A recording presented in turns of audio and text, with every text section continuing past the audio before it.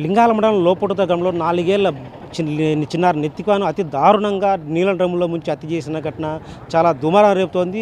అత్యంత విషాద ఘటన. అసలు అంత చిన్నారిని ఎందుకు హత్య చేయాల్సి వచ్చింది? అసలు ఏ సమయంలో హత్య జరిగింది? అసలు ఆ చిన్నారిని అంత పాశవికంగా నీలం డ్రమ్ములో ముంచి చేయాల్సిన అవసరం ఏమొచ్చిందంటూ కూడా బాలిక తల్లిదండ్రులు, కుటుంబ సభ్యులు, గ్రామం మొత్తం కూడా ఆందోళన వ్యక్తం చేస్తుంది. అమ్మ చెప్పండి, అసలు మీ బాలిక నిన్న సాయంత్రం వరకు ఎక్కడ ఉన్నారు? ఏ టైంలో ఘటన జరిగింది? సాయంత్రం వరకు నా దగ్గరే ఉన్నాడు సార్. సాయంత్రం 4:30 నుంచి 5:30 లోపు జరిగింది సార్ ఇది. ఆ పిల్లని వేరే వాళ్ళు చూసి వచ్చి చెప్పిండ్రు సార్. ఈ పిల్ల అయితే మార్నింగ్ ఒప్పుకుంది నేనే చంపింది అని. ఆ పిల్లని చంపాల్సిన అవసరం ఏముంది? ఎవరిని చూసుకొని ఆ పిల్ల ఇదంతా చేసింది? ఆ పిల్ల చిన్న పిల్ల, 4 ఇయర్స్ అంతే, మాటలు కూడా సరిగ్గా రావు.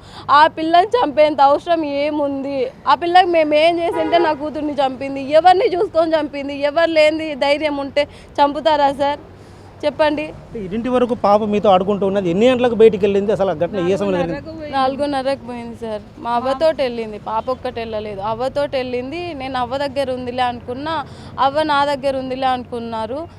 మళ్ళీ వచ్చి అడిగింది, వచ్చి అడిగింది పాప వచ్చిందా అని అడిగితే లేదు అని లేదని చెప్పితే ఇంకా సరే అని వెతుకుతుంటే వేరే అక్క వచ్చేసి ఆ ఇంట్లోంచి ఆ పిల్ల బయటకు వచ్చింది, ఒకసారి వెళ్ళి ఆ బాత్రూంలోకి వెళ్ళి చూడు అంటే నేను వెళ్ళి చూస్తే డ్రమ్లో పాప ఉంది సార్. అంటే ఇక్కడ మీ ఇంటికి ఎంత దూరంలో ఉంటుంది? అసలు ఆ ఇల్లు ఎవరిది? ఆ బాత్రూమ్ ఎవరిది? ఆ ఇల్లు పేరు అయితే నాకు కృష్ణయ్య వాళ్ళది సార్. పాప అక్కడ ఆడుకుంటూ వెళ్ళిందా, లేదంటే ఆమె ఉద్దేశపూర్వకంగా అక్కడికి పాపని తీసుకెళ్ళిందా బాలికని? సార్ ఆ పిల్ల మా అవ్వ దగ్గర నుంచి ఇంటికి వస్తుంటే లాక్కొని మరీ తీసుకెళ్ళి ఆ డ్రమ్లోకి వేసేసిందంట సార్.